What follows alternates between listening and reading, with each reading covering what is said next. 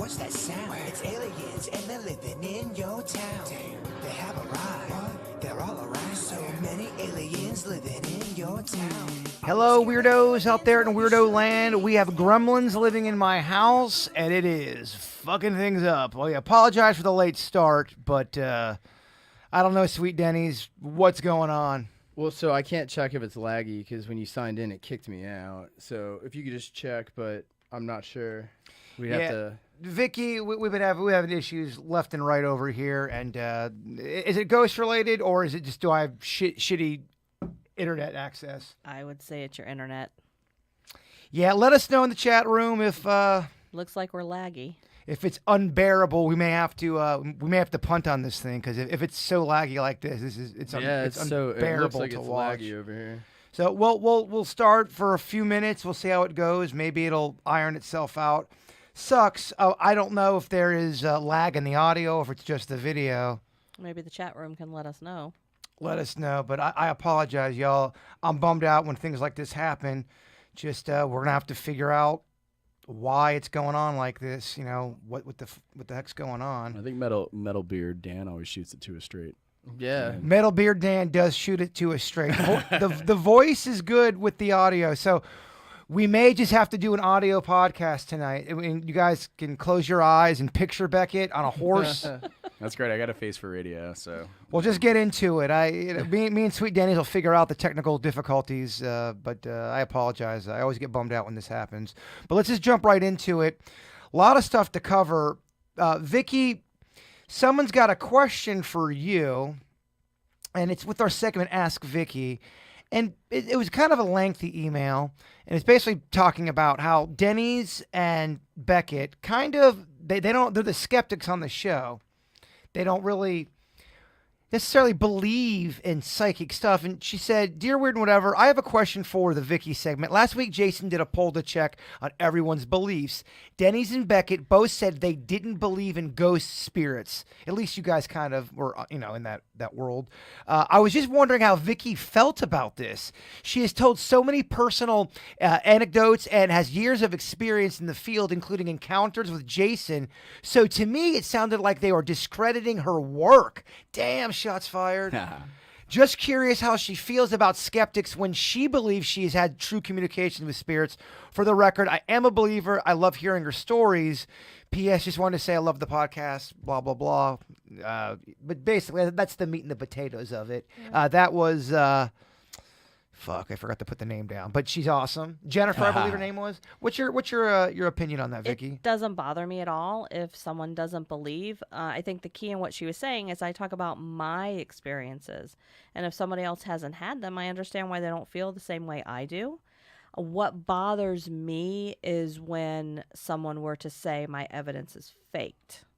That would bother me because I do everything with a set of standards and integrity, and I would never lie about evidence or create false evidence. Yeah, that is very much true. I've seen people try to discredit, but both of us with us faking shit. Her name was Brittany Edwards that emailed that in. Thank you, Brittany, for that. Beckett, you're being called out. You're being called a skeptical dick. Response. So she's skeptical of my dick or just... No. What I would say to that is I always have preferred to be a slow burn to believing in something or coming over and shifting my brain because in a couple ways.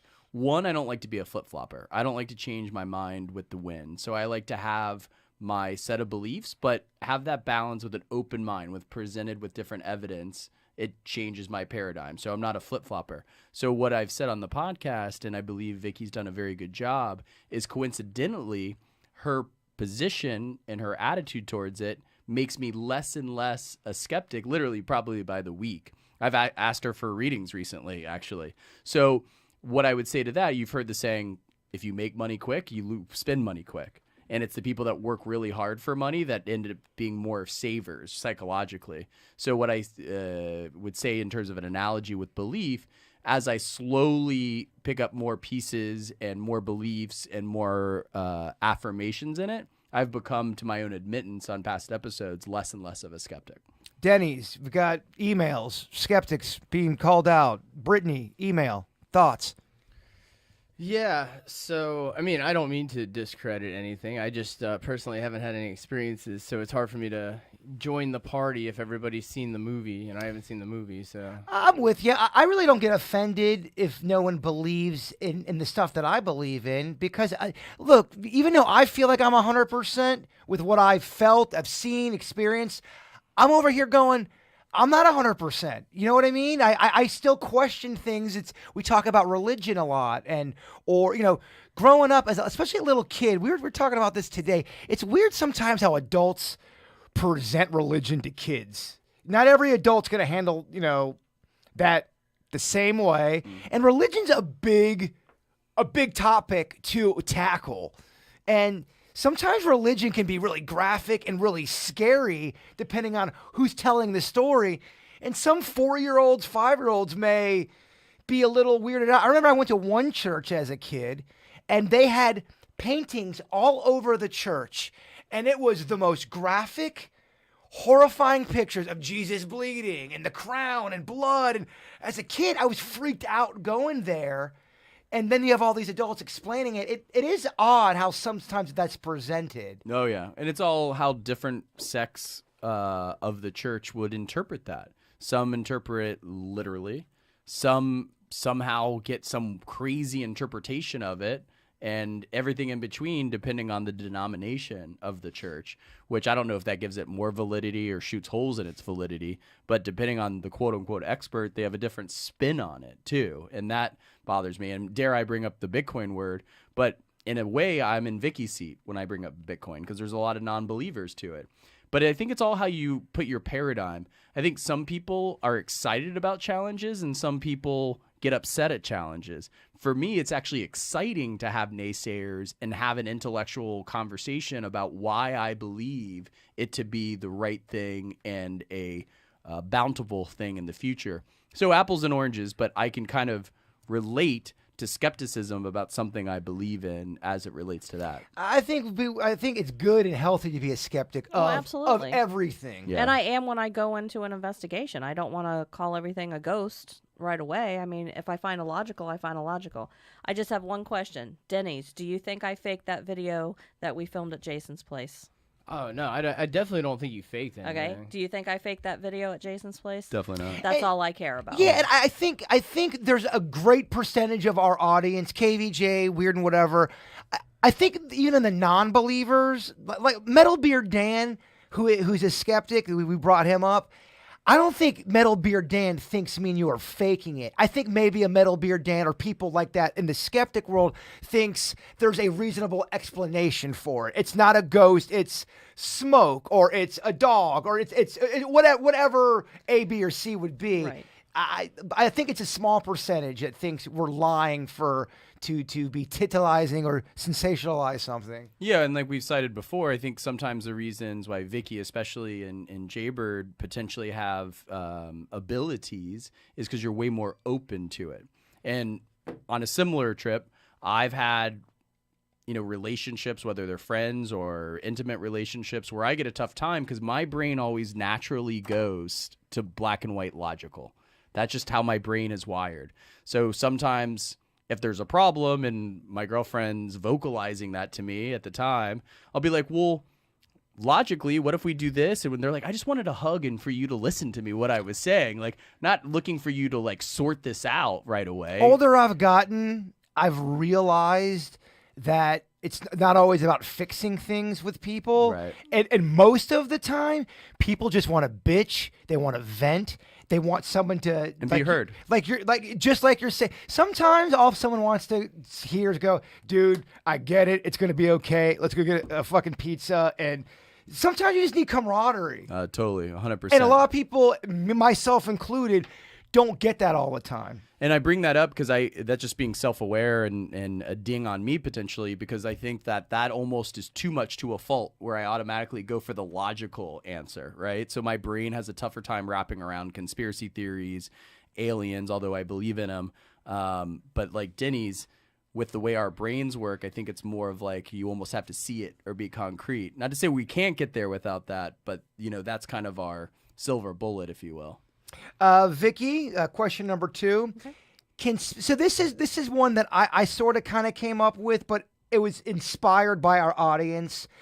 Can spirits or ghosts make a sandwich if they wanted to? If I died and I was a ghost and I wanted to make a sandwich, could I A, make that sandwich, and then B, eat that sandwich? It would take, in theory, you probably could. In reality, that would take way too much energy. Way too much So energy. if this was the movie Ghost, it'd be too much for him to do that Yeah. thing with his mind. Usually when you look at something doing that complicated, it's not a human spirit. So ghosts, you're telling me, spirit form, they don't get hungry. They're never famished. They shouldn't be. Now, however, having said that, you will come across human spirits that were alcoholics, drug addicts, who will temporarily possess a human body in order to get that high again. So obviously they are still craving something. I heard they like spicy food. Ghosts. But I know Beckett's being cute over there. Oh, ghost peppers. And I apologize that it's twitching because Beckett's looking great tonight. Our stream is twitching. You guys are just gonna have to listen to the audio, unfortunately. So I reduced the frame rate, so it's improved it a little bit. but Nice. Now we're at a slower frame rate. Thank you guys for your patience. Tonight, here's what I suggest. Maybe turn off the screen, keep the audio on, turn the lights down, light a candle. I know it sounds like I'm trying to seduce you. I'm trying to make it creepy We'll for do you. what's that acronym? ADR? What do ADR, where they do like the little ASMR. ASMR, where they do the little sensual sounds. Yes, Beckett. Everybody. it makes- I hate it. I hate ASMR or whatever the fuck it's called. I hate it. Even when a hot girl's doing it, I don't know, man. I should on paper love that stuff. For whatever reason, I'm not into it. It's like high definition porn. Do we really need that? Like and when you hear a hot girl's saliva smacking in her mouth, you're like, it's too much. Vickie, I apologize. It's too much. It's like in your Every brain. week. Yeah. too. Every week. Something new. And question number 3 for our segment of Ask Vickie. Oh, I didn't do the theme. Ask Vickie. Can ghosts date other ghosts? And if they can, why doesn't this happen more often? Again, I'm going to use me as the example. I die. I'm on Earth. Spirit. I don't want to leave. And then I meet another hot spirit, and we got ghost eyes for one another. Or can we have a ghost-like relationship? And is that enough to not want to go to that next level? Well, I can only use an example of someone who did a reading for me in relationship to my father who had passed away, who was not earthbound. He was coming in visitation. And for some reason, she told me that and she called it heaven. I call it the other side. He had met up with this older lady that had this best personality, and they became buddies. And when he came in visitation, she would come with him because they were hanging out. And they didn't know each other, supposedly. Hey. Oh, sorry. It's like the villages up there. He was way younger than her. But I mean, that's what somebody told me. Okay. I definitely have EVPs of ghosts talking to each other.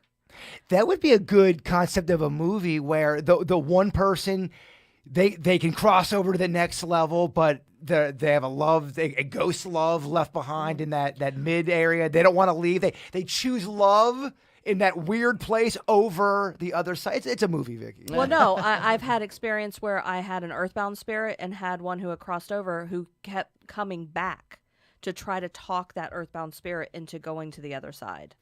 That's crazy. And you wonder why the other one didn't want to go. They just maybe they liked where they were at. Well, in this particular case, I believe that he had done something in life and he was scared of what was going to happen to him on the other side. And she kept trying to come back to tell him it's okay. It's not the way you think it is on the other side. And he was thinking it's a trap. Yeah. Really? But in my house, when we were just doing the walkthrough of my house, my daughter went upstairs and she had a tape recorder. And this is an example of 2 different spirits who were in my house talking to each other. The one spirit says, get out. It wasn't talking to us because the other one responded, okay. Because this one was saying, hey, get out. We don't want them to see us, probably. Because we probably want them to buy the house or whatever. But that was before I even bought. And those are 2 spirits literally talking to each other. At this one house, we had 2 spirits laughing at me and Bobby Joe during an investigation, like off and on talking about us, like saying smart comments about us. And they were 2 different ones who were definitely hanging out at the same time. watching what we were doing and making fun of us. Here's my question. Let's say you got a situation, or can this happen? You're talking about people who have done something that they're ashamed of or they're scared of, and I'm assuming it's something horrific because they're afraid to be judged. Do you ever get it to where somebody didn't really do anything horrific? They didn't do anything bad, but they're still scared to cross over because they cheated on an exam, or they're scared for those more of the not shallow reasons, but not the big three, if so to speak, when it comes to sins. I've never come across anybody that was staying behind because they cheated on, a math exam. And I'm in using high that as an school, example. But, I do find people who stay behind because they don't realize that their loved one is on the other side and they're still looking for them and waiting for them. So I've had more things of that type that I've come across rather than, well, I just don't want to go for no reason. Are there other forces at play there when somebody is not crossing over? What makes someone not want to cross over? If I got a loved one saying, sweet Dennys dies before me, he's like, Bird, come on, man. Follow the light. Follow the light. I mean, I'm definitely going to follow the light with Dennys because I'm like, oh, shit, he's in weed heaven. Yeah.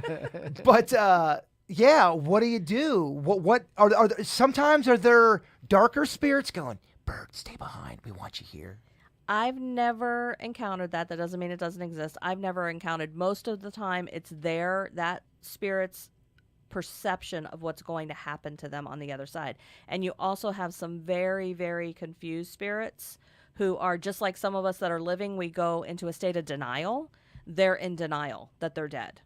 And so they just continue their daily routine. I think we call that Sixth Sense. Yes. Right? Am I right, guys? Spoiler.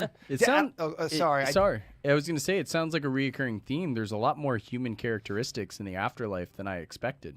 Well, we're ourselves. We just don't have our body.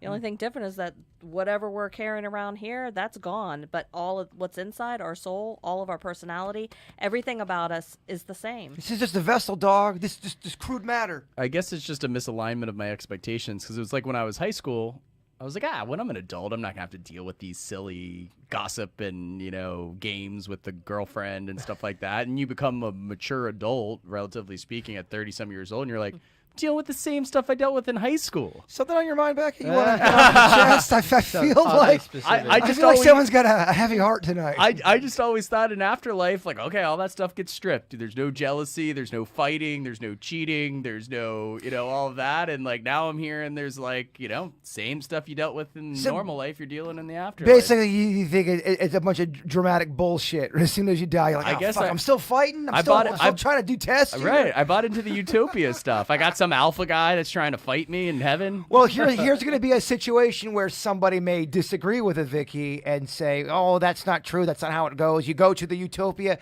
Well, I don't see conflict on that, but we have freedom. So if you have something you have to atone for, you're going to be in those classrooms first. So that's completely separate from heaven proper or the other side proper. You still have that. And I am not Catholic, but what I have been shown of these classrooms, it reminds me of how the Catholic religion has described purgatory.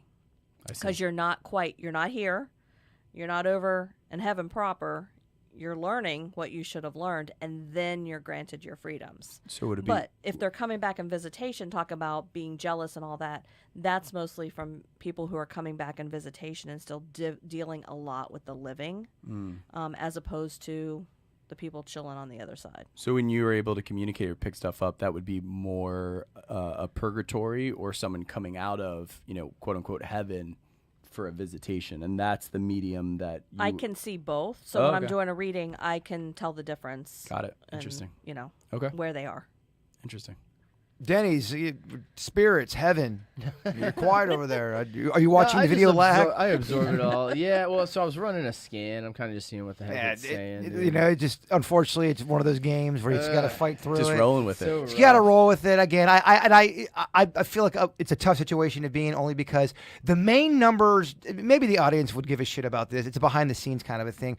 The YouTube thing, the live thing, it's my favorite thing to do. I love it, but those aren't the numbers that anyone gives a shit about at work. For sure. It's all just the audio downloads we get for just The the podcast. Yeah, thank you. Podcast is graded higher. And the good news is we are at the highest we've ever been with our podcast. We've got a nice, strong audience going on that's downloading for the audio. I know you can't see that sometimes in the YouTube numbers, but the YouTube numbers are really just a little icing on the cake. We're more of an audio show. I've been trying to go more towards the visual stuff because there's some fun stuff I'd like us to do. We were just talking about that town up near Orlando, the psychic town. Cassadaga. Yes, Cassadaga. I would love for us to go as a crew to Cassadaga, have Weird and Whatever, KVJ Nationers go along with us. It's very, I think, what's your problem with that, Vickie? Well, if you've ever been to Cassadaga, there's one hotel, so people either need to make reservations outside of Cassadaga, because the hotel, if a bunch of Weird and Whatever followers come there, it's a limited. There's literally, you can't. There's no soda machine. You can't buy a soda. Oh, hell you can't no. buy a sandwich. You can't buy snacks. You have to leave the town. that truly- There's like one restaurant that's connected to the hotel, unless they built up since I was there last. That's what's there. That's truly haunting. That is haunting. No snacks? What the fuck? Yeah, we couldn't find a soda machine. There's not even a machine. There's not a snack shop. There's nothing. I've been in that situation with motels before and hotels and all that. In fact, what's going to be one of our topics tonight is creepy motels. Somebody sent us an email about a motel. Great segue, by the way, Vickie. But yeah, I would like to go back to the what's it called? Cassadaga? Cassadaga. I would love to do that. That's how we should brand it. And I'm sure some weirdos out there would be along for that ride. Yeah. The Bright Line might be up and running to Orlando by then, but also I redid an old Airstream. We could take the Airstream. We could live stream from the Airstream. I love it, Beckett. I love like it. it. We can't promise that it won't be glitchy. That's kind of our shtick. I mean, right now. Dear Weird and Whatever. Hey, y'all. I'm pretty sure I stayed in a haunted motel, and I think I've done that too, Vickie. There was an unsolved murder there that had happened. While I was in the shower, I heard what sounded like a man screaming from the towel closet. Also, I felt something burn me while I was sleeping. When I woke up, I had a mark on my arm. This motel gave me the weirdest vibes, even during checkout. When something like this happens and a public place is haunted, can somebody get it shut down by, say, the government or somebody like that? Kind of, the email is a little bit longer, but basically they were asking, if you have a public area like this motel and people are complaining, holy shit, I got burned in my sleep by these ghosts, can you try to get that shut down? Although I know that's tough to prove. I would say, as long as they give a disclaimer that people have experienced unexplained events at the hotel, first of all, it would drum up business. Yeah, for the sure. world we live in, for sure. Anyone who can say, I got burned in my sleep and this motel is haunted, nobody should go to it. Now, you could do that on a fucking Yelp blog. review, Yeah, Yelp. Yeah, I've never seen a... Yelp's usually not nice, I've found. They rarely are cool. Well, people don't ever really go to type when they're happy on a review. You're right. Fuck this place. They're not, Whenever I look at reviews, they have the 5-star to the 1-star. I always look at the 3 and 2 stars just to see what was going on there. Because if you look at the ones, they're so mad. The littlest things now have set them off. And the 5 stars, clearly bots. Right. I grew up in a big family on a budget, and I also did a lot of baseball traveling. Up until about I was 23, 24. I have a history of staying in some shitty, creepy motels. And yes, there was some haunted ones out there. There is this clip going viral talking about why you should always stay on the 2nd to 4th floor at a hotel or a motel. There's reasons why. Any idea why you don't want to stay on the 1st floor and you don't want to stay on anything higher than the 5th? Safety, to stay off the 1st floor, because people can just walk in off the streets. Okay. It takes a little more effort to get up higher. Nice, Vickie. I had a snobby girl I was dating. She always gave me a tough time about getting a hotel on the 1st floor. She thought it was like low end or something like that. I was Really? like, Really? It's Yeah. nice if you're in It's a town. red- Stop red- dating high maintenance people. red Beck. flag, right? Oh my Don't you think God. that's a Really, red flag? yeah. Well, so if you're just staying there and you're traveling from state to state, I always try to get bottom floor because then you can park That's right in front easy. of it, load all your Yeah, stuff. it's load out. convenient, you know? She like wanted to be high for some reason. So she said it was what? Quote unquote. Ghetto. Wow. Really? That's, Jeez. yeah. Yeah. Harsh. Is the 2 and 4 a numerology thing though? Is like the even numbers are better, like 2, 4, 6? Well, Beckett, I'm glad you asked that because we have somebody a little bit more professional than I that's going to tell you about it.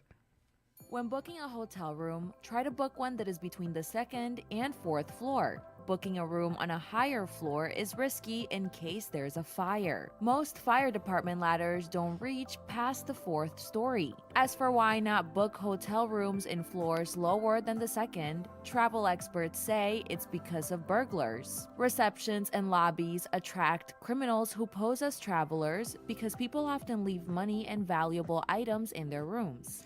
And I would even tack on to that little clip, it even probably is higher if that hotel or motel is right off the highway. If it's off that highway, even when I lived in West Palm, I mean, I wasn't exactly right off the highway, but close enough to where, man, shit would be going down all the time because you Easy can go exit. in and out, baby. Easy exit. Somebody in chat mentioned Cripple Creek in Colorado. That place is sketchy. What's all that about? It's just an old town, real old. I guess big during when they had people looking for gold and stuff. Interesting. Doesn't it give it more of the weird and whatever experience if we stay in a real shithole where there has been murders and possessions and death? I can tell you I've tried, and I'll sleep anywhere. And I try to stay at a hotel downtown West Palm Beach that's historic, right by City Place. And I got Shining Twin vibes in that place. It almost hasn't looked like it's been touched, and I didn't stay there. And that's not my personality. Like, I'll just grin and bear it. Beckett's a pussy. Bitch boy. Bitch boy Beckett. I got when we did that death psychic seance at the Lake Worth Playhouse. Now, I would put if I had to do a greatest hits of legit experiences that I know for a fact, slam dunk, 100% in my heart, the Lake Worth Playhouse was quite the experience. And I have about 7 or 8 witnesses with me. We were doing a seance, and the woman that was leading it was trying to get the one girl to be kind of like the vessel. And sure as shit, a face manifested onto her face, and other people saw it too. And it looked like she was growing a beard as we were doing that stuff. And then everyone was freaking out, and then it kind of came to. I stayed there that night by myself. And what was bizarre, our producer at the time, Mariana, she brought her dog up to, as we were walking up to the Lake Worth Playhouse, the dog was fine all night. As soon as it started walking up to the Lake Worth Playhouse, it started shitting blood everywhere. Throwing up. She had to leave. She had to take the dog. She brought the dog in for a little bit to calm it down. It continued to throw up. It was pooping blood. Brings it to the vet, the 24-hour vet that night. We're talking an hour after. The vet goes, your dog is fine. Nothing's wrong with it. And the dog wasn't doing anything after that. Wow. Vickie, my question to you. That dog knows something that some people don't? Animals are a lot more sensitive than we are. So, yeah, the dog probably knew something. That would suck if that was your psychic ability. You crap blood. Oh, my God. I would go into a different field. Yeah, definitely. That'd be the worst superpower. Vickie, we want you to do a reading. Nah, I'm good, guys. I'm not practicing that stuff anymore. Yeah, I would quit.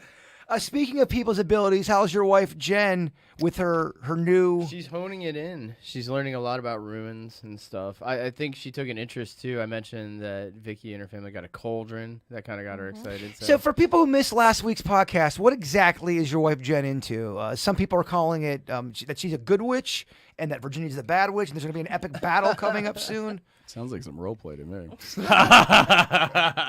So the ruins, she was into tarot at first and kind of went right into ruins. They're kind of cool. They're based on the Nordic, what their interpretation of tarot is. So what's kind of cool about it is everything is important. So depending on how the card, I guess in tarot is the same way, whether it's pulled upside down or and then reverse, and then there's a position that you put each card in as you pull it.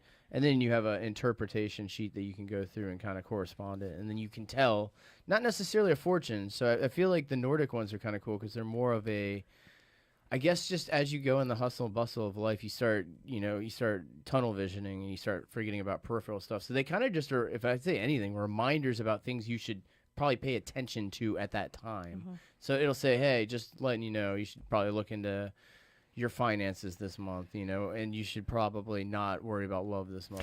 They kind of give you more of a guidance than they actually do anything else, which is kind of cool. I was downtown Clematis one night, and this woman who was doing, I believe it was palm reading, she had a little booth, and she just stopped me.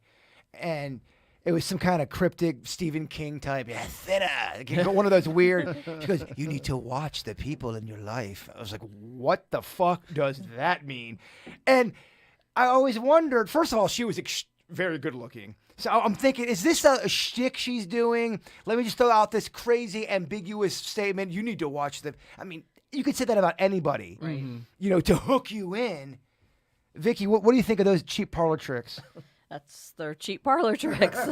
They apply. And like when I give a reading and the first thing I get is something like super, super general, I apologize. I'm like, the first thing I'm going to say is very, very general, but then I'm going to get more specific with it. Yeah, I got a G coming through here. Who's this grandpa? Do you know a grandpa? Exactly. But then, like, if that were to happen, it's like, okay, I'm getting this guy. He seems like he's your grandfather. But then I will describe what he looks like, his personality, and things like that, so they know that I'm actually seeing the person. I love it. Becky, what are your thoughts on that?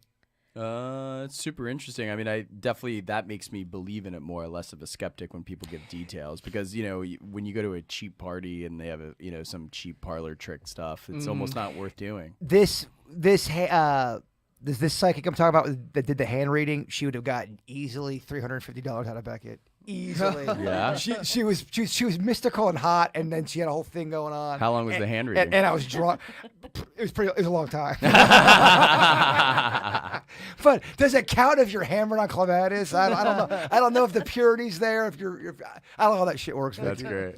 Yeah, so my daughter gave me bad news for me. She has her set of tarot cards, so she's been practicing. So I don't let her do it inside the house. She has to go outside of the house.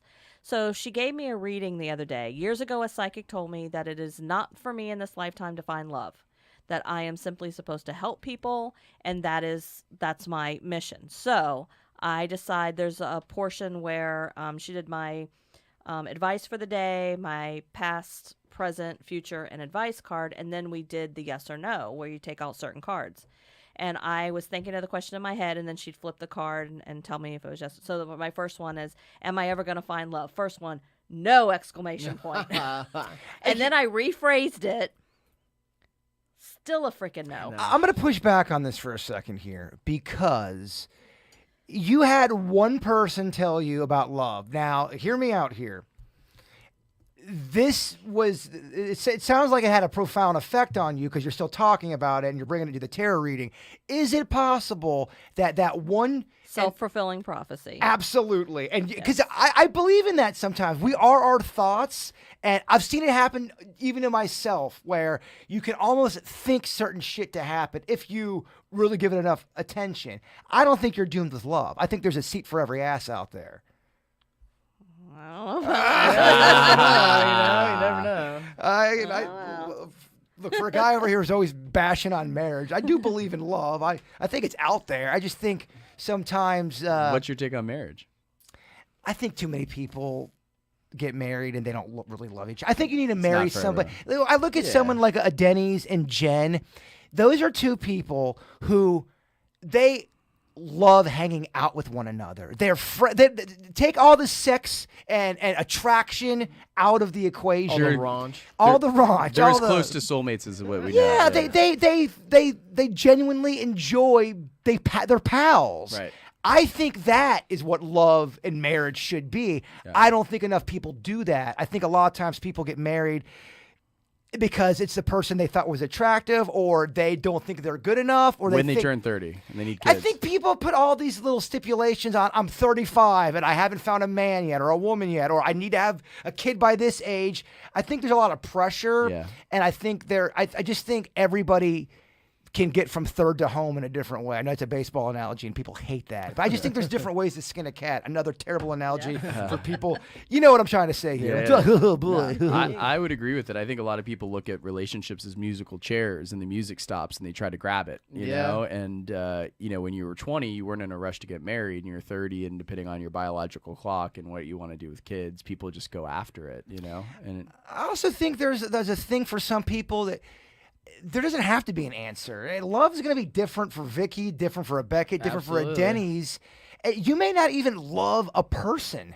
You may not fall in love. You may fall in love with something else. I think just love is such a different, strong thing for everybody. It's hard to kind of put it in one little box. Yeah, and some people fall in love with the idea of a person too, with the actual, like the Dennys and Jen mesh, right? They don't have that necessary mesh, Yeah. right? Oh yeah, I think just people. I think some people just get with each other and they don't like each other. They like putting it in. Right. They like all the carnal parts of it. I mean, who does? Am I right? Yeah. Yeah. You're right. But it only goes so long, my friends, as we all know. It's a tale we all know. Well, I think society's kind of changing, because think about how many things change now. Language has changed, people's behaviors changed, technology's changed a lot of stuff. The age when you have kids, economic it's situation. definitely getting later. People are venturing into adulthood a little bit later in life, but everything's changing. So you could think the concept of marriage could be an outdated concept, or maybe a concept that needs to be modified in some way. When I see, just as an outsider looking in, when I see marriage working with people, it's usually when people both have their own separate thing going on. For sure. They both have their own outlet. They have their own friends. They're not attached to the ass. You know what I mean? Yeah. Then it's codependent. It is, and they also are flexible with just, okay, that person's not perfect, and I'm Flexibility, yeah, huge. I don't like the A, B, or C about Dennys, but I love everything else about that guy. I'm just using you For as sure. the example. I don't think everybody. I'm sure everyone can find something wrong with everybody. I just think you got to be a little bit flexible, and when you're able to do that, I think that's when it can work. Yeah, you may not love when someone snorts when they laugh or they snore when they sleep, but like that, if you really love someone, it almost, those idiosyncrasies, as cheesy as that might sound, actually become like endearing in some ways. To me, those are such shallow snoring and that. If you love somebody, you're gonna get past that stuff. 100%. It's always the matters of the heart stuff that you gotta kind of be flexible, and you're gonna grow together or fucking sink together. Vickie, I don't want you thinking you can't get love. That kind of hurts my heart. Well, we can start a new segment. Find Vickie love. I do not hate that. We like could it. always do that. Let me just tell you, you've got a few things working against you. You've got a public dating contest. You've got weird and whatever, just because you're a psych, you're in that weird realm. This is going to be bringing out the fucking weirdos, my friend. I'm all here for it. I was love going to say, it. so Jaybird loves it. Oh, it's going to be terrible for Vickie's personal life. Great for the podcast. Just make a better theme song, okay? We will. We need to do. Me and Dennys have talked about that.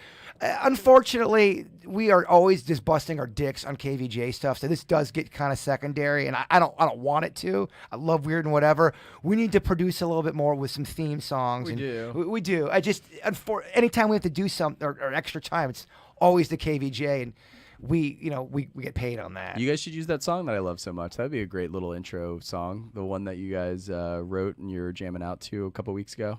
Oh, yeah. Beckett, that's about love and love going wrong. Clearly something's on Beckett's mind today. Do you need a drink? Maybe, but What's going on? Do we need to break it down? Is Beckett having a tough time? Are you able to talk about it? No, nothing specific. Everything's just as chaotic as normal. What's chaotic about it, baby? Tell me. Open up to everything's the bird. chaotic. Open up to the bird. It's a beautiful You disaster. sounded like Virginia just then. Yeah, it's rubbing off on me. Spill some tea. Let me drop down into the key of Cajun. What's going on back here? Tell Mama what's going on. Hold on, let me pour some Kahlua in my drink. It's a beautiful disaster. I think, just to dovetail it, there's nothing specific going on at the moment, but I think, at 39, you also have, as a guy, I have the luxury, I don't have the same, I don't think, pressures of a biological clock, but I do want kids. So, like, you start to put your own pressures on yourself for having that ideal white picket fence, 2 golden retrievers, your gorgeous wedding, and you're high-fiving your buddies down the aisle. But when you get in your late 30s, you're like, maybe that's not going to happen for me. Yeah, when life says you have a plan, life goes, go fuck yourself and make a sandwich. 100%. It does. It sucks because we all have a plan. Even people that don't have a plan, we all sort of, even if you're milling around, Yeah. you don't want life to kick you right in the private part. Right. And when it does, you can go 2 ways. It's a sink or swim kind of thing. You either learn and go, shit, man, this sucks, but I can learn something out of that. At least that's what I try to do now. If I feel like I'm going through something that I'm struggling with, at the end of the night, I go, maybe you're getting them stripes. Maybe you're getting them scars you need to make it just a little bit tougher, a little bit more bulletproof. Isn't that what we all want in life? To be a little bit more bulletproof from the fucking weathering of the storm? 100%. Iron sharpens iron, and if you had some general that had never seen war, I would question the effectiveness of that general. Oh, yeah. You know, you can study boxing, you can watch boxing, you can read books about boxing, but until you get in the ring and spar, you're not gonna. I've gotten scathing emails for my viewpoint on this. I always said, when it comes to therapy or a psychiatrist, I want somebody that did the training, but I also want somebody that went fucking through the fire. They had a down part in life. They went through some shit. They fucked up. They made some mistakes and they got better. And Dennys Dennys would make a great therapist. I just don't think Dennys would like that profession. Yeah. But in your younger years, you've been through some shit. I feel like you've got a wisdom on your shoulder that some people don't have. I don't want somebody that's never been through adversity trying to help me through mine. Right. Well, that would make him a great father if he decides to become a father one day. Yeah. Right? Like, same sort of skills that he can like coach his son or daughter through. Thoughts on that, Vickie? I think that's one of the reasons why some of my readings are so good, because of all the crap I've been through as an adult. It's easy for me when I see something and see what the person's going through. I probably have gone through something similar, so I know exactly how to approach the subject and then how to advise. Yeah, and I love that about Vickie, because even because bad shit happens to everybody. No one's getting off this rock without bad shit happening, and it is such a. We're living in a time where if you're the victim of somebody doing something bad to you, it can become lucrative. And I don't like because when shit goes wrong and shit goes terrible for you, I like when people are able to go through it and not make a big fucking production out of it. Because everyone goes through shit. I could be off on that. What are you guys' thoughts about You're that? 100% Yeah, right. everybody does go through stuff. Yeah, you're not special. I almost think of it as a badge of honor, like Girl Scouts have to earn badges. So everything that I've gone through bad, it's just another badge. Yeah. And exactly. badges, that was pride. When you were a Girl Scout, you had all your badges and you had them on Absolutely. display. So But that's one of those things where kind of when you change the way you look at things, the things you look at change. I think it's a practice that if you are going through any kind of whatever your down part in life is, to go, you know what though, this is where I'm getting stronger. It's hard to do that in the moment, but you're leveling up and you don't even realize that if you have that mindset. I agree with that in almost every context, but actually a question I've been thinking about recently, does that translate, and this might be the only thing I can think of with love, because I think in some ways I think one of the reasons you connect at a young age in puppy love is your like abilities, you're way more open to it, right? And you're way more likely to get that head over heels bug. But I think as you go through more experiences, whether you've been cheated on, bad fights, family issues, whatever the case might be, codependent, in a bad relationship, because everyone's going to have most likely a toxic one at some point, not a great partnership. Does that make you too jaded? And at 39, you're less, and I don't think I have a big wall up, but does that make you less likely to fall? And maybe that's a good thing. I don't know. Beckett, it's always, everything on this planet is balance. And everyone's always got to ask themselves that question. It's easy to get jaded. You got to fight against that. Yeah, everyone can go, 39, it hasn't worked out, blah, blah, blah. You can take that road, and it's easy to do. It's all on your perspective and how you approach it. You know, half. As soon as you find love and it happens, and you go, what was I even worried about? It's here now. You ever worry about something, then it hits, then it's here, and you have it. And yeah, you're in that odd, you're 39. Going into 40, it's a very weird time for a person. I'm Dennys is entering that. I'm just kind of coming out of that. Every 4 or 5 years, and Vickie, maybe you can help me out with this. I feel like every 4 or 5 years, you kind of shed something in your soul, and I'm not sure what it is, but you change a bit. You're still Beckett, but you're changing. And during those changes, one could get bitter, one could get jaded, or one could go the other way. Really, use that time or don't use that time. Totally. And the other thing that I think is it's like opposite day, where everything's the opposite of the rule. It's like an inverse relationship. I believe what you were alluding to earlier in The Secret, like you put that power and like that out there, like you can almost manifest it. But I know so many friends that are claim to be, and I believe to be with their soulmate, that they have these stories where they had given up. They'd given up on love, they'd given up on marriage, they'd given up on kids, and it was almost very soon thereafter, after they like stopped the dating sites, they stopped speed dating at the bar, and then all of a sudden it was like their soulmate hit them over the head, by their church group or their kid's sporting event, and they just met this person, after they stopped thinking about it. Because with Yeah. sales or stuff like that, it works. Like I put the energy out there, I manifest it. It's the secret. It's the power of thought. Joe Dispenza, all that stuff.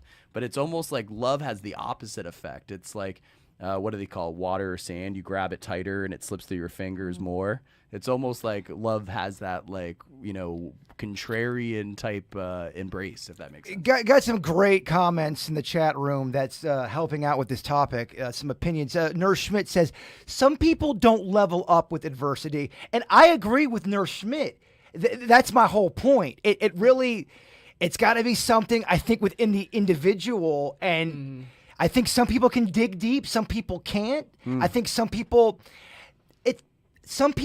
I think what bothers me are people that get a lot of attention for always being a victim, no matter what it is. 100%. It annoys me. It annoys me because everyone can be a victim. Now, there's always different levels of shit, and there's times where you really need to speak out and say shit. But I think you guys know what I'm talking about. Yeah. I get annoyed with celebrities a lot because I feel like they have an agenda. Vickie, I see you nodding. What are your thoughts? Yeah, I mean, definitely some people love to be the victim just because it gives them so much attention. Yes, that and they're that's what I'm craving. talking It's about. definitely like a narcissistic characteristic. Yeah. I think there's a balance. There's a balance there. And But it even I ruins was in an abusive relationship, but I don't blame him. I blame myself for not getting out of it.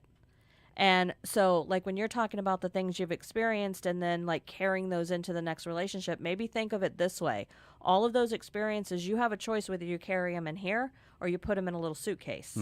So what you do is you take those experiences, put them in that suitcase. When you get a red flag, that's when you open the suitcase Yeah, fair enough. and look at it from that perspective. Now, you said something that I kind of, I think I'm going to get some comments on it. You said you were in an abusive relationship and that you hold responsibility because you stayed in that. Could you elaborate on that a little bit? I wasn't stupid. I know I was being manipulated. I know that I chose to stay.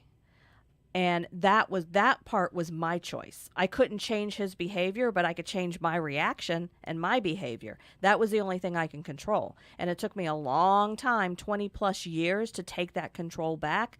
But I can't blame him. He was playing his game. He was doing what he did best. I was the one that continued to sit and play. He wouldn't have had anybody to do it to if I had left earlier. That part's on me. Let me ask you this, because I can only imagine there are a ton of people listening that are going through something you're going through. They're in a relationship that it's toxic, it's terrible. What would you tell, guy, girl, it doesn't matter. Everyone's in that relationship. And keep in mind, too, you only have one life that you can live. You get one shot at this, unless you believe in reincarnation, but we've talked about that. We won't. But you only got one shot at this ride. What would you tell that person that's in an abusive relationship that continues to stay in it and they go to bed every single night knowing, I need to get out of this. What am I doing? What would you tell that person? I've come across this in readings. I say, listen, don't be like me. I wasted my 20s, and then I thought it was going to change in my 30s, and then I ended up wasting my 30s, 40s, and part of my 50s. I can never get that time back. I'm not talking about people who are in a situation where if they try to leave, someone's going to try to harm them. Sure, I know what you're saying. I'm not talking about those. I'm talking about ones that may be emotionally, verbally abusive.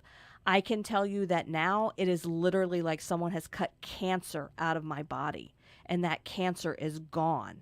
And I take responsibility for not going to the doctor earlier to get that cancer taken out because it was my choice. I know it's such a cliche, and it's such an easy thing to say, but really think about the comment, you only have one shot at this.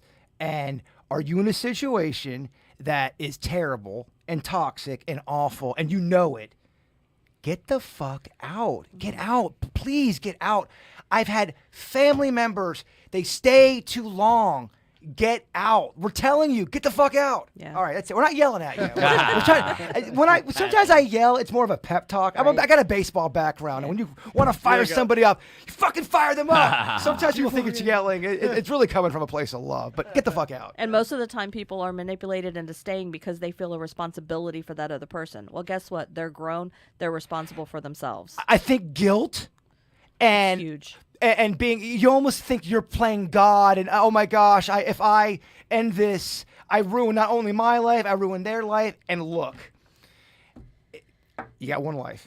All right. Yeah. Done with the lecture. I think with all that heavy shit, it's time for some Denny's random facts. What a great segue from heavy stuff.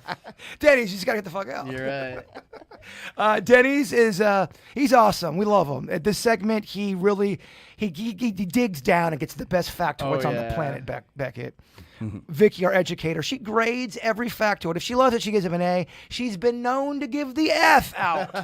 Yes. Sweet Denny's, the floor is yours. So I'm going to start with a fun one for you guys here. A buttload is an actual real measurement of weight. The unit of measurement for wine or whiskey casks is called a butt. It was derived from the Old English term, Dutch, Italian, and French, and it's the term bot, B-O-T-T-E, and the medieval French and Italian word for boot, which is what they used to carry it back in. But a butt is 108 gallons, which is half ton is 216. A third of a ton is 72 gallons, which is called a puncheon. A third of that is called a tierce, and a half of a butt is called a hogshead. All different measurements for a cask of whiskey or wine. So next time anyone's out there drinking on wine night, you can say you're going to drink a buttload of wine and be accurate. And educated. I like it. We got wine. We have asses. Vickie, what are your thoughts? Sounds like a great Saturday night. Well, maybe for you. You drink a buttload of whiskey too. Damn. I'm a C. You got a tough crowd tonight, Denny. I'm sensing Beckett and Vickie. They ain't loving love. You got a bitter side of the table. You're right. And I'm not over here fucking saying love is great either. Yeah, So. I hear you. It's a tough crowd tonight. Well, what about self-love? I bet you no one here hated self-love as much as Mr. Kellogg. That's right, the guy who created the Corn Flake. In fact, the Corn Flakes were invented to help prevent masturbation. How's that? So I thought the same exact thing when I read that. So I read into Mr. John Harvey Kellogg, who was a Michigan physician, and he hated sex. He thought it was detrimental to your physical, emotional, and spiritual well-being. He personally abstained from it and actually never consummated his marriage. In fact, they said he spent his honeymoon writing his anti-sex book, which he published. Does this guy know how to party or what? Wow. Him and his wife kept separate bedrooms and adopted all of their children. He wrote many books on the detriments of sex. Well, anyway, so he worked in an insane asylum with his brother, and he thought a healthy diet was the way to prevent masturbation and to basically enlighten humans. So he created his own granola bars, but he called them granole with a U, and somebody already had that copywritten, so he had to change it to granola, which is the one we use now, and that's why we have that term. He created that term. And so him and his brother went into business, and his brother said, this is the worst tasting cereal ever. Nobody's going to buy this. We have to put sugar on it. And he got so mad that he kicked his brother out of the company, and I guess for a while they had no sugar, but then he came back, and his brother bought the company from him, forming the Kellogg's company. See, this guy was running way too hot, and that sounds like a man who's never masturbated. But or he invented Kellogg's because he thought this granola would be the healthy diet humans needed to prevent ill thoughts. Every time I see Kellogg's now, I'm going to go, oh, that's the cock-blocking cereal. It is. He hated it. Anti-masturbation. He was a big activist. Boring Is that why there's a rooster on the box? Boring. That's a great question. Yeah. There is a rooster is on the the box. rooster, does that represent, I don't know. So his brother hated him. They got into a humongous decade-long battle over the company, but his brother ended up winning it. Where And is that's why this they made movie at? The Corn Flake movie. Corn Flakes, yeah. That John Harvey Kellogg is no he's a mean motor scooter. This guy was a big this guy was a tough guy. He hated masturbation. He hated a lot of things. He wrote many books. Wow. What a hill to die on. Yeah. He used to not to get too extreme, but to prevent masturbation, he used to put Tabasco on the clitoris and around the base of the ween. On his wife? No, on kids to prevent them from masturbating. How weird is that? He published that shit. Vickie, I mean, It's old- as weird as it is. This is an A. I That's mean, a there's way too fucking- much detail. It's an A. A+, Well, kid. I started reading that he published his masturbation book, and I go, hold on, Kellogg's? I had to read about that. Oh, guy. that's the Dennys. That guy's insane. That might be one of your best. That's up there with Bicycle Face. It's up there, but yeah, read about him. He's got a bunch of books about it. Gosh, Beckett. You think that guy never masturbated one time? There's no way. He masturbated a couple times, loved it, and go, oh, I can't. Oh, my God, please. Yeah, there's no way he didn't do it at least once. It is a weird hill to die on. I can't believe it. I think he was one of the loud and proud ones. No one else was, like, there was only maybe one other doctor out there. And the wife stayed. She Vickie, did. Get the fuck out. Yeah. Get the They fuck adopted out. all of their children. He's writing angry anti-sex stuff on your honeymoon. They said on his honeymoon. Get the fuck out. I actually think it makes better people. You think clearer if you can't go out with a loaded gun, Like if you're thinking, foggy, it's totally healthy. It is a weird thing that I've noticed. In modern day times, there's this movement of anti-masturbating. There's all these dudes on YouTube that swear by it, and they think their whole viewpoint on masturbate. They think that porn has become way too available, and that guys, especially guys, it goes to all genders here, but especially guys, they're masturbating too much. They're losing their edge. They're just constantly is tired from, you're not sexually attracted to your mate as much because you're tapped out. There's a whole movement on it. Some believe it restores your energy. You think clear. So there is a movement on this. For sure. I think it's probably balance on that one. Yeah, you gotta To each his own. to each their own. For this guy over here, every now and then you gotta Clean the pipes. So, you got to turn the page, so to speak. You gotta, this one's pretty horrifying, and since we're on the topic of old medicine, so chainsaws, you probably saw this floating around. I saw this on Facebook, and I followed it, and it's true. Chainsaws were originally invented to aid in childbirth. That was the original invention of it. Two doctors invented the chainsaw in 1780 to make the removal of the pelvic bone easier and less time-consuming during childbirth. It was powered by a hand crank and a chain. That looked like a modern kitchen knife, basically with teeth, and it was like an oval shape, and they kind of just rotated it and chainsawed. So I guess what it was before the C-section, a lot of women, if there was any complications or a baby was coming out sideways or anything like that, you could get caught on it. A lot of times the mom would die. Unfortunately, it was very sad. Oh. So this was their way of doing it until the C-section was truly like flushed out, I guess. Wow. It's just an archaic way of doing it. But unfortunately, the woman would live, but it would cripple them, which is terrible. Medieval. Vickie? That's horrifying, but it's an A. Wow, I didn't think you'd be able to top Tabasco on the clitoris, Yeah, but I you hear did, ya, my I friend. hear Well, I Yeah. have to judge each one individually. It's not, I'm That's not I love it, judging Vickie. them compared to the other ones. It's the right way to do it. Yes. At Denny's, people are someone in the chat room said they're never buying Kellogg's again. you put the lid on this thing. Read about that guy. I'm sending that to Kevin. I cleaned up a lot of it too, because there's a pretty he was a doctor. He was a fucking people were psychopath. He was practicing this stuff. He was a psychopath. He was just like he was a psychopath that had a platform that people just. Well, so every generation or so, different things become stars. So for, like the 70s, 80s, music was huge. Movies were getting bigger. You had TV stars started getting bigger these days. And now you got Netflix stars. Now you got YouTube stars. All sorts of different things become stars. In the early turn of the century, inventors were weirdly the stars. They were considered the upper echelons. So if you were an inventor, you were swinging. You were ragging it in, Beckett, as they say. That's the way to Which be. is so weird. The thing, how time I guess changes what gets celebrity. Well, then they also would have people who would fake it too. That wouldn't really. They'd fake potions and fake Totally, they were trying to capitalize on the fact that elixirs. I've invented this new elixir. You drink it, and you don't get bicycle face. This one's kind of a little more popcorn. But what do you guys think? I think if I bought a tree for my house, I would absolutely get this tree. I didn't even know they exist. There are trees that can grow more than one kind of fruit on them. They're called fruit salad trees. They're made exclusively in Australia. In fact, the fruits of the stone tree include peaches, plums, nectarines, apricots, and peachicots.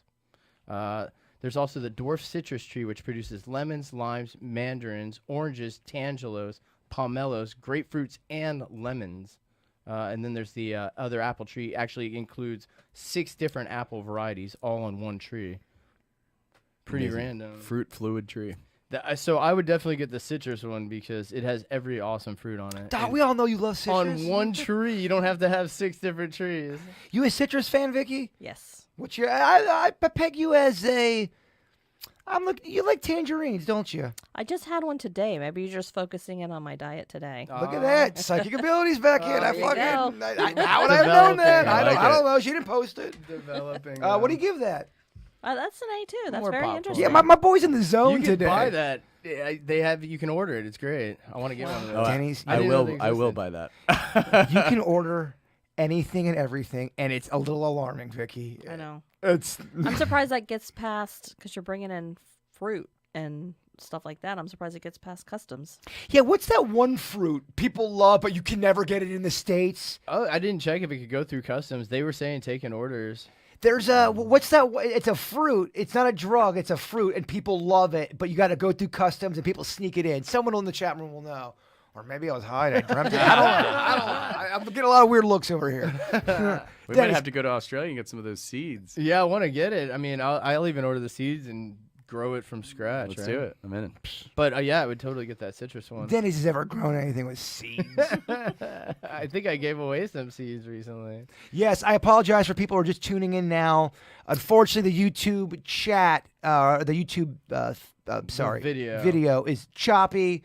We have to figure it out. I may need to get a new computer. We apologize for the inconvenience. Thank you for joining us. Blah, blah, blah, blah, blah. Don't email me. 'Cause, In the YouTube link, I'll put the link to the podcast in case anyone has issues. I'll get 11 emails. So the YouTube Yeah. link was chopped. Yes, I know. By the 5th one, fuck, all caps. Just tell everyone I was having a bad hair day. We decided to cut the video. Becky had a bad hair day. I was shirtless the whole time.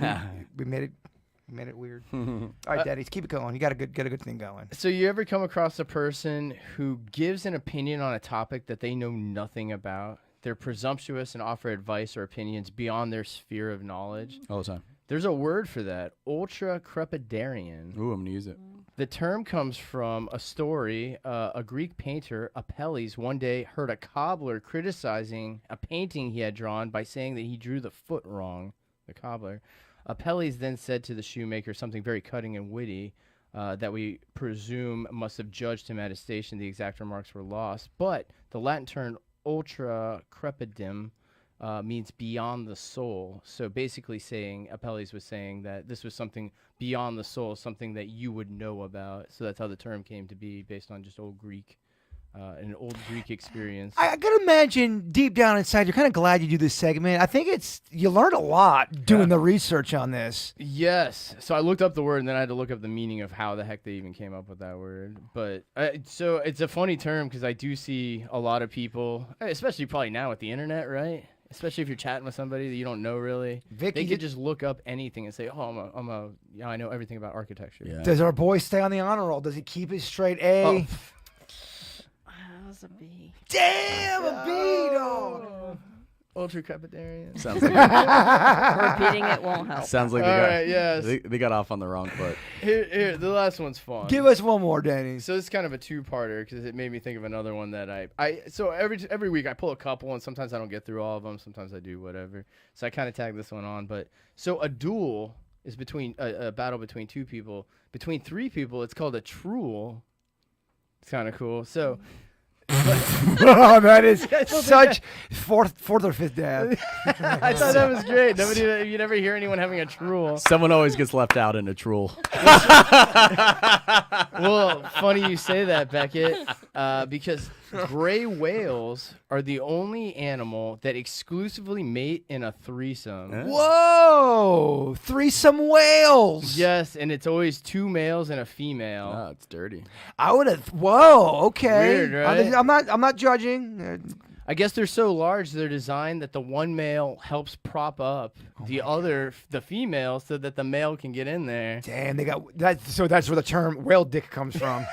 Yeah. San Diego. But there you go. Man, you need a buddy. You need a spotter to get it in, Beckett. Crazy. You'd have to have a buddy. It'd be like every time you want to have sex, you have to have like a friend come over and spot So you'll you. never see a threesome rabbit or 5 raccoons just They said fucking. it's the only one that that naturally, they do it every time they reproduce. In the history of raccoons, there's never been a fivesome of them just pure carnal, just 69 in. They got into a box of wine. Yeah, and just that's got what I'm wild. saying. They got into some old trashy box of wine.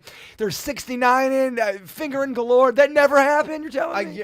Guaranteed that has happened. Okay. Well, you had that fact last week that still gives me nightmares about the snakes, right? Wasn't that? Oh, they would roll up into a ball, and Oh. there's only one female in the middle, and some snakes would fake a female snake scent and throw off the other snakes. You see the tails like going at it, trying to get You it. think people are all pervy? Then you read about the fucking animal kingdom. Don't get me started on ducks again, Beckett. They murder and they are not very nice in the bedroom. Ducks are not nice in the bedroom, as we all know. I'll go on that. Let's do a quick round of Would You Rather, and we're going to end this crazy little train. Would you rather every time you go to the bathroom, everybody in your personal life gets a text that says, for example, we'll use Beckett as the example, Ryan Beckett is now going to the bathroom. This is his third time today. And they let you know what kind of bathroom you're doing. It's number one. It's number two. Or every time you walk through a doorway, when you walk through it, you have to do a 10-second pelvic thrust followed by a 5-second Gene Simmons tongue flick. So that means at work. I mean, Vickie, you walk into school. Hey, kids, 10 seconds of, then you hit them with a 5-second Gene Simmons. Or you have to do the bathroom thing. Everybody knows when you're pooping, Beckett. Oh, Is God. there any way to live? Who's going to two first, me? Let's ask you. I think going Gene Simmons. So every doorway you walk through. you're trying to sell a house. Every doorway or every time I enter somewhere? Every doorway you walk through. like this one. So I'd have to do it 3 times to get here? Dude, that's what it's Would You Rather, bro. It's Would You Rather. Buckle up. Life changing. It's going to be horrible. Every real estate deal. All right, guys. I think it's going to be part of my shtick, though. I think I could spin it. You could spin that with the Jeets every time. Like, every time Beckett walks through, and you're not allowed to tell anybody why. Yeah, you have to be like- You can't say, "Oh, it was part of this Would You Rather curse." You can't. You just have to. What? Guys, that's just me being me. Do your tongue flick into the camera. I can't. I will not do that to the audience. It's so gross. aggressive and gross. The tongue flick. Any dude that ever does that needs to immediately be arrested. Good gosh, yeah. Guarantee if you walk by a guy and you're a woman, he gives you the tongue flick. Look into that guy's background. Guarantee he's got some kind of shady shit going on. That's a sex crime. It's a in sex my opinion. crime. Oh my gosh, bathroom sucks too.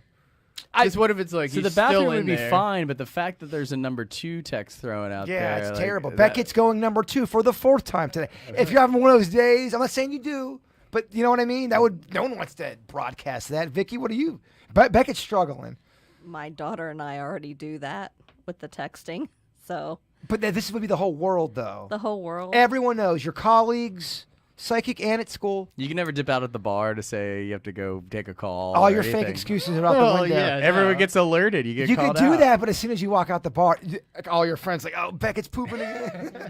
No, I'd probably lose my job if I were doing the Gene Simmons tongue and Oh, yeah. thrusting. So, So you're I gotta gonna- go the text. Everybody's got to know. We're gonna get a text. So Vickie's on her way. No, Vickie's not on her way. She's gonna be late. We get a text. Oh, That God. would suck. What do you go with, Sweet Denny's? Gosh, I probably have to go text. I think I gotta go text. Otherwise, you can't go anywhere. Everybody would think you're crazy. Although I might be able to. I'm the goofy guy on the radio. I could maybe get away with, "What's up, guys?" yeah, 10 seconds. I know, and it's every time. Work meetings. Oh my god! Every time you go to the bathroom at work and come back into the studio, Kevin could be in a break. Because you sometimes gotta drop the goofy. In meetings. You know what I mean, Beckett? Yeah. You know, if it was the first entry to a building, I could live with it. The problem that threw me off is every room I walk into. It would change everything in your life. You would end up not going to the kitchen because I got to do the Gene Simmons thing. Even when you're alone, that would get tiring. All right, my I think we're all going bathroom. yeah. That sucks, man. That's a It tough does. one. That Chat one's room, awful. what would you do? Would you rather go to the dentist once a week for a root canal without any numbing? Old school 1981 root canal. Or let your worst enemy give you a rectal exam once a week? I know. This is a tough one. Jeez, you The stayed rec- up all night coming up with that one, didn't you? Ooh. Much like a Denny's, that was a 5-dabber. Wow, silence? I got silence. I would from do you fucks? rectal. I think I'm going rectal because it's more of a punishment for my worst For enemy. them than me. No, yeah. they love it. Oh, Beckett, your ass They're is like not flicking pristine. it. Hey, your ass is not pristine, bitch. They're taunting you. They love it. They love it. They're flicking water on it. Yeah, they're doing that thing, that trick with the rubber thing. They Is slap flicking back. water on it a bad thing? I don't know, dog. You're gonna have. This is a journey. You're gonna have to deal with it on your own. I'm gonna go. What are you going with, Denny's? Probably the rectal exam. I think I'm going rectal. I'm going rectal. I'm going dentist. Dentist hurts so bad. But Vickie, Yeah, but then I'd lose weight because my mouth would hurt all the time. 1981 pain. Kicking it old school. In the butt, Bob. Yeah. We're going in the butt. All right. Last question. Would you rather only watch porn? This is a sick one. This is twisted. Oh, jeez. What a surprise. Only watch porn that involves your family. Ew, gross. Or broadcast yourself doing squats for the world once a day for an hour Oh, my gosh. right after you eat. Oh, gosh. And they want, and you obviously got to do it to where it's 360. You see the butthole, the whole thing. It's terrible. Oh, you're It's- naked on the Oh, squats? you're naked on the squats, dog. You're naked, and it's every single day for an hour. And What's the whole, first one? The You have whole to watch world. family? The whole world. The first one was only watch porn that involves your family. Ah, do but the that squats. again, that's gonna have to at minimum once a day for an hour. Squats. For an hour? For an I'll hour. have- Dog, it's would you rather? I'm going to have popping legs. I'm going to do squats. I'm doing squats, I'm and I'm going gonna squats. get used to people just looking at my body. In fact, exhibitionist. that might be one of those things where if you were forced to do that, you might become bulletproof to everything. Yeah. What is the word? The world has seen you do squats naked right after you eat. Oh, jeez. What else is there? You know what I mean? Fuck you, world. You can't take me down. Exactly. I'm doing squat. The porn thing is traumatizing. Yeah. I don't think you can get away. There's no way. No. And it's an hour, too. You can't, yeah. It's terrible. Yeah. Yeah, so we're all getting naked squats. What if somebody makes a shirt of it and they're like, this is so funny, and the shirt company takes off and it's like the emblem instead of the polo symbols, you doing naked squats. And it's just you mid bend over, you looking back, but straight up BH. You're looking back, your neck's got that roll. Oh, in you it. got fat neck. Your BH is in the wrong You're lighting. like back of one of those pickup trucks with the swinging balls. Yeah.